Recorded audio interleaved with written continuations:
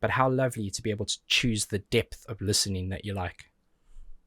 How amazing to have free resources like this channel, many, many others, that help you understand music a little bit deeper.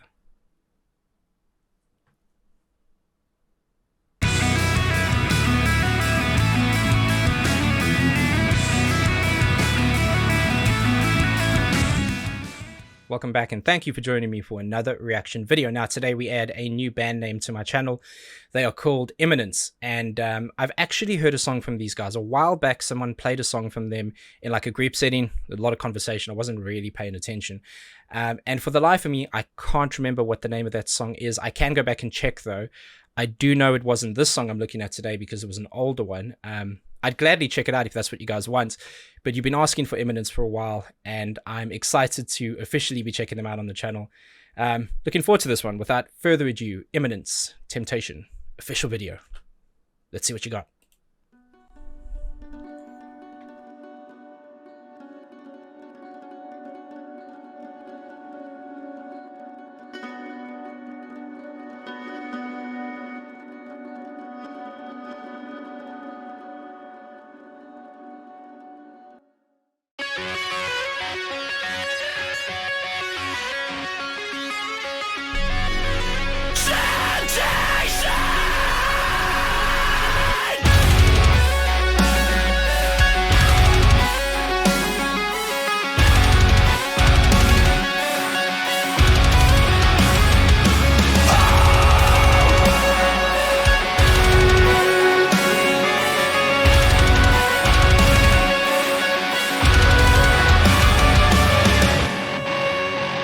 Hang on.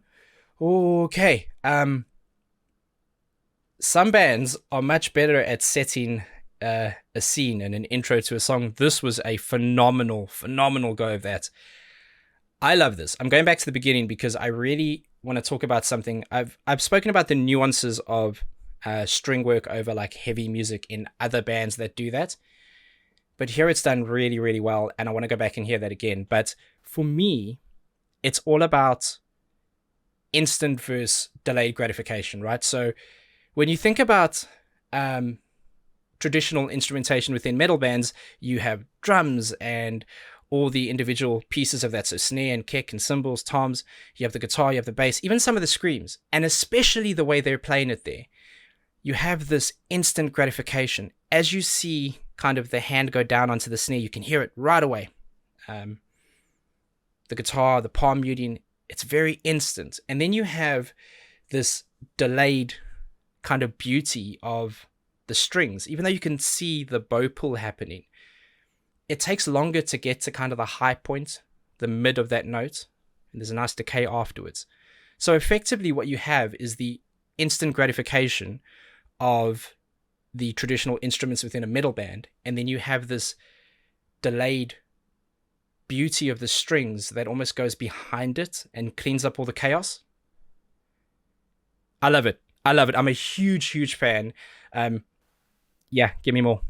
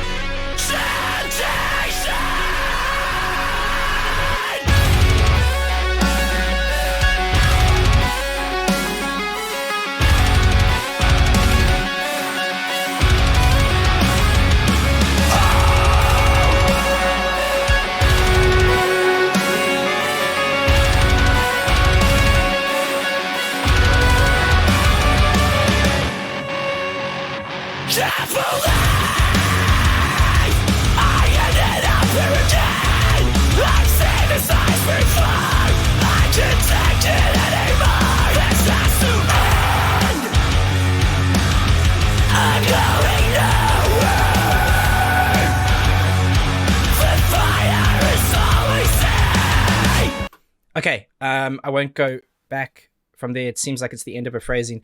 This is so cool, man. This is like taking the bits of genres and music and things that I love and clashing them together. Obviously, there's the contrast of the aggression. I love the tone on the guitar. I love the classical appeal of strings in that. The screaming is like right up my alley. I love this kind of brutality, very, very emotion-led. I, of course, like always, will go and listen to go and read the lyrics and re-listen to the song. This is going to playlist for sure, and Imminence are going to have a home on this channel. I can promise you that. Now,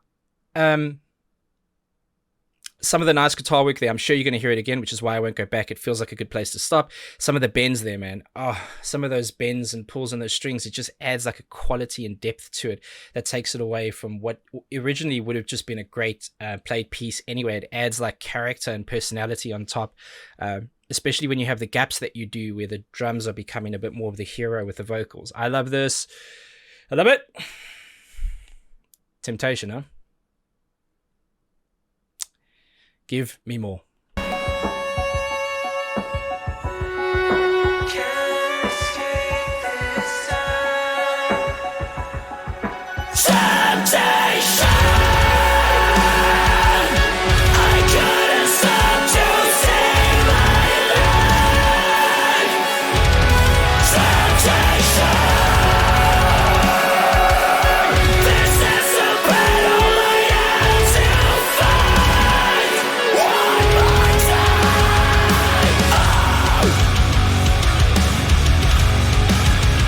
Get in!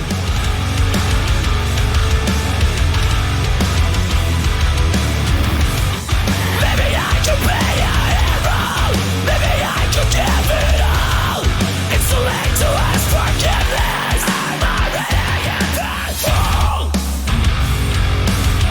I need to take control. Listen to your I know. I'm going to stop there. I will go back to lead in. I'm getting all kinds of like great nostalgia. Now, please do me a favor. Do not hear what I'm not saying. I hate that I have to say that. I was very privileged, lucky enough to have my band go on a tour with Under Oath in South Africa. And I'm getting some, at least like, of that influence in here. They sound nothing like Under Oath. They're their own thing, and I love it. But some of that like shout scream vocals, which I think Under Oath did really, really well, it's kind of built into the genre, and I think people have taken some of that influence and adjusted and changed and worked it to be their own. And this is a perfect example. I'm getting loads of like great nostalgic feelings about the genre, but it's this fresh take on it. And it's making me really, really happy. I love when a band is able to vocally provide aggression, but at the same time, an underlying melody with that. And what I love about the guitar work is, trust me, this wouldn't be easy to play, right? But it isn't over the top, right? So there's a lot of intricacies in what they're doing with little bends and little runs and little tail offs, but it isn't necessarily a complicated chord structure. And I think that that's a nice way of going, we're going to take something melodically that makes sense on this canvas, and we're going to break it up, distort it, add gaps in the color, create depth and space, so that everything that's happening, and Lord knows there's a lot happening, has a chance to shine. That is possibly one of the best attributes of great songwriting there is. And they're doing it remarkably well. I need to take control. Listen to your I know. Can't escape this time. Temptation. Temptation.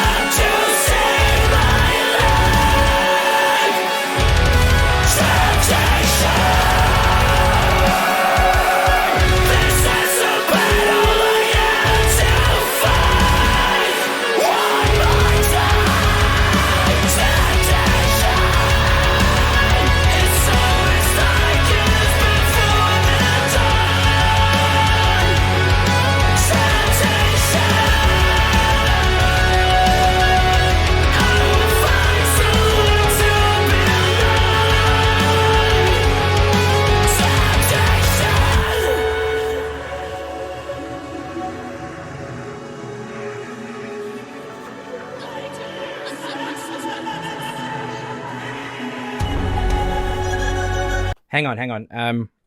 Going back again. Okay. I know there's only a bit of the song left. I'm gonna let it play out from here.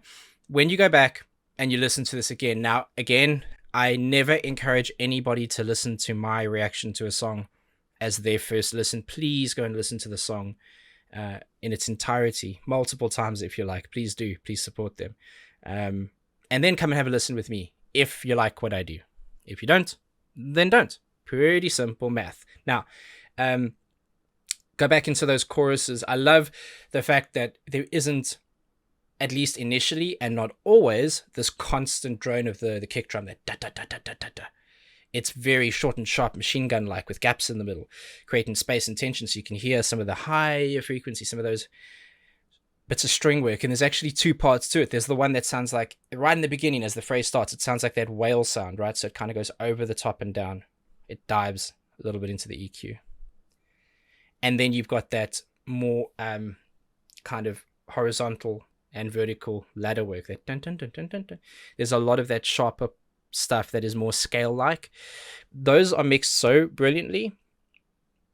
It's quite difficult to hear initially, but that's the point of active listening, right? So find opportunities, gaps in that mixing and mastering. These are not bad things. Those gaps are not a negative phrasing from me. What I mean is there's opportunities that bands give you to listen deeper, to appreciate more of the work that goes into creating a product that you on the surface just absolutely adore.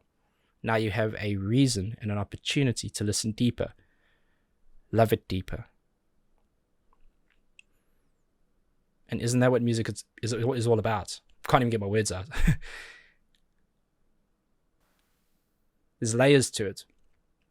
And there's no right and wrong. You can be an educated, trained musician, or you could just be somebody who likes the sound of that particular chorus. And there's no right and wrong. But how lovely to be able to choose the depth of listening that you like. How amazing to have free resources like this channel, many, many others, that help you understand music a little bit deeper.